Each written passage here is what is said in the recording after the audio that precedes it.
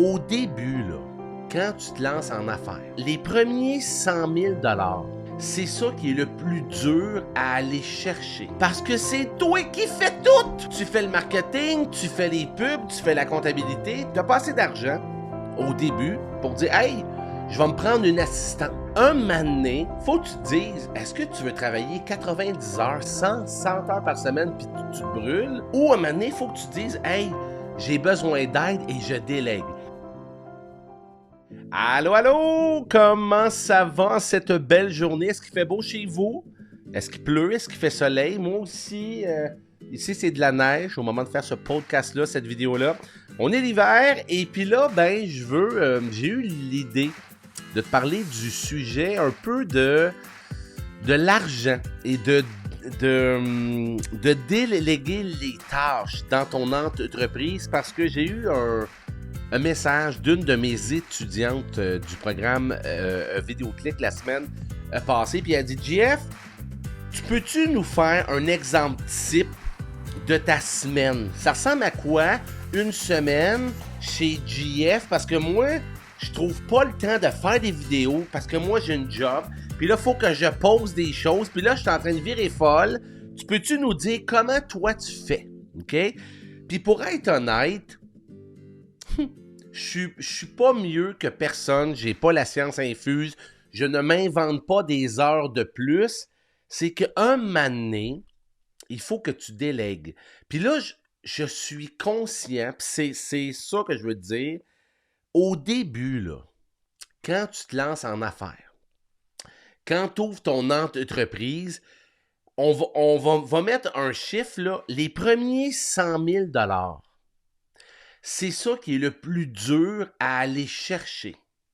C'est ça qui est le plus dur à avoir parce que c'est toi qui fais tout! Tu fais le marketing, tu fais les pubs, tu fais la comptabilité, tu essaies de survivre. Tu n'as pas assez d'argent au début pour dire « Hey, je vais me prendre une assistante. Je vais me prendre un assistant ou une assistante. Je vais prendre quelqu'un qui va m'aider à ne pas virer fou. Je vais prendre quelqu'un qui va m'aider dans les tâches que c'est des tâches qui se répètent que je ne suis pas obligé de moi faire en tant que président de mon entreprise. » Fait qu'au début, c'est plate à dire, là, mais c'est normal. Puis c'est un passage obligé parce que tu n'as pas les moyens de payer un salaire. Écoute-moi, là, mesdames et messieurs, là, moi, quand j'ai parti en 2011-2012. Moi, je ne sais pas si tu le sais, mais moi, j'ai une entreprise événementielle. Puis quand j'ai parti, écoute, fallait vouloir en temps. Parce que moi, je te rappelle que moi, avant de faire de l'événementiel, j'étais dans les bars, j'étais dans les clubs, j'animais. Moi, j'ai animé toute ma vie dans des festivals, partout. C'est ça que j'ai fait, j'ai animé. Puis là, ben, je voulais partir ma propre entreprise d'animation. Puis les animations, souvent, ben, c'est la fin de semaine. Puis moi, je travaillais dans des clubs la fin de semaine. Fait que quand il a fallu que je lance mon entreprise, parce que là, l'affaire, c'est que j'avais un contrat. Fait que j'allais voir ma boss de l'époque. Écoute, moi, je viens d'avoir un contrat. Tu sais que je vais peut-être me lancer en affaires. Ça faudrait que je sois pas là samedi. Ouais, OK, je vais te trouver un remplaçant. J'ai un autre contrat. Ouais, écoute, je peux pas être là, j'ai un contrat. Fait qu'un moment donné, moi, je pouvais pas faire ma job la semaine, puis bâtir mon entreprise la fin de semaine. Il a fallu que je fasse le grand saut. OK? Puis quand j'ai fait le grand saut, ah ouais, ça, je vais te parler de ça. Je pense que je vais essayer, je vais mettre une note là. Je vais te parler de quelque chose tantôt, les 4 étapes. OK? Quand j'ai fait le grand saut, il a fallu que j'annonce à ma boss, écoute, je vais quitter, mais en même temps, j'avais pas mon entreprise de prête encore. Fait que ce que j'ai fait, OK, écoute bien ça, puis quand j'y repense, là, c'est ça. Fallait que je croie en mon affaire en temps. J'ai demandé à ma boss de l'époque qu'elle m'écrive une lettre pour la banque pour dire que j'ai une job stable parce que je voulais m'acheter une maison avec ma blonde et fonder ma famille. Ça, c'est v'là 12 ans, là. Fait que ma boss, elle dit parfait. Elle m'a écrit une lettre. Parfait, GF un job stable. C'est vrai, j'avais une job stable. GF un job stable, il gagne tant par semaine. Parfait. Fait que là, moi, j'ai pu aller à la banque. Bonjour, monsieur la banque. J'ai une job stable, j'aimerais avoir un prêt pour m'acheter une maison. Tout a été beau.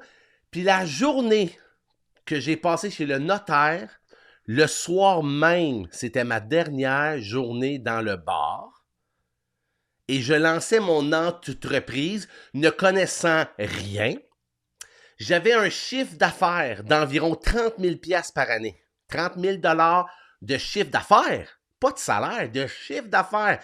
Fallait que j'achète du stock, fallait que je fasse tout.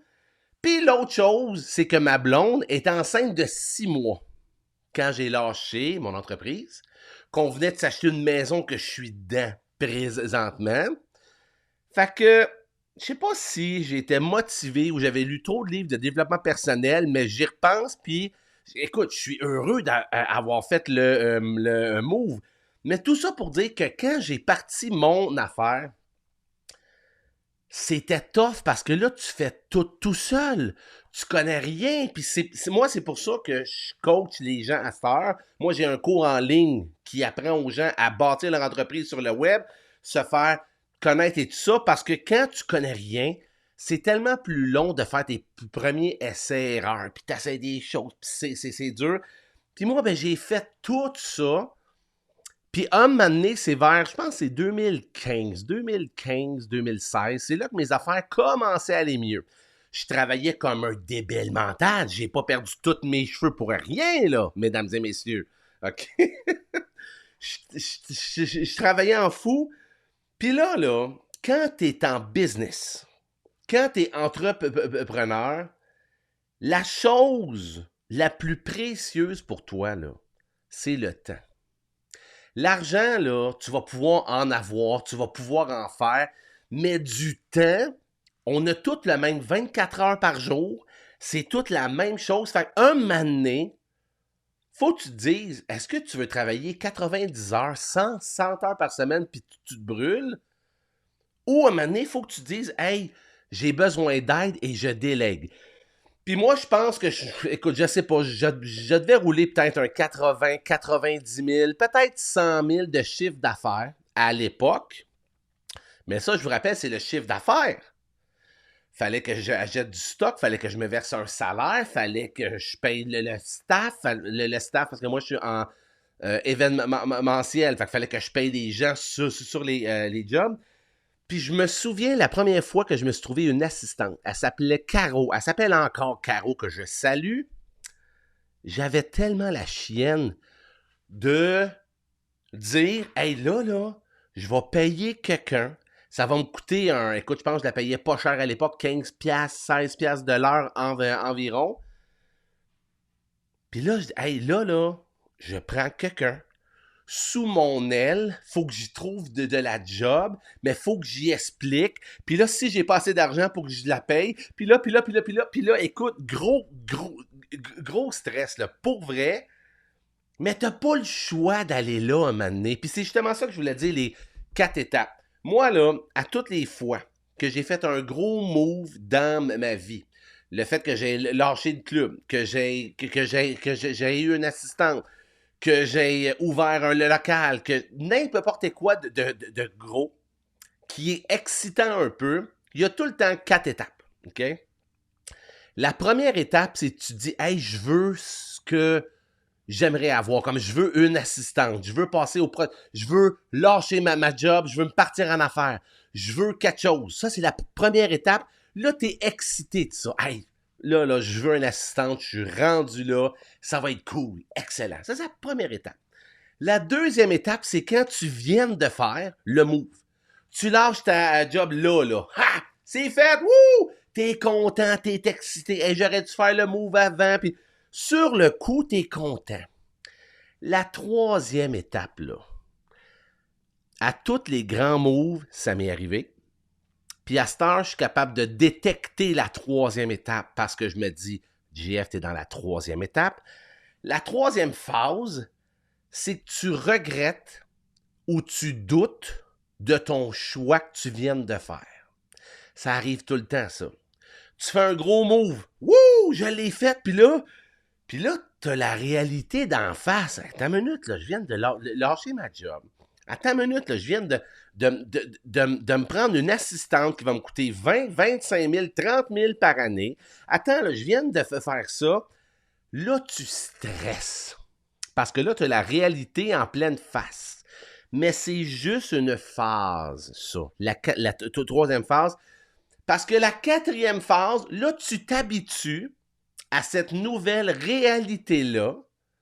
Puis c'est suite à ça que là, tu vas dire, je suis donc content du move que j'ai fait. J'aurais dû le faire avant.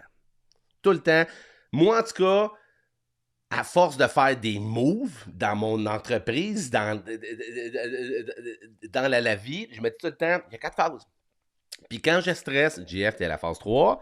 Dans un mois, tu vas dire, ah, une chance que j'ai toffé ça, puis je me suis rendu jusqu'au bout. OK? Fait que ça, c'est les 4 phases que je voulais te dire. Je reviens à que tu délègues. OK? C'est tellement dur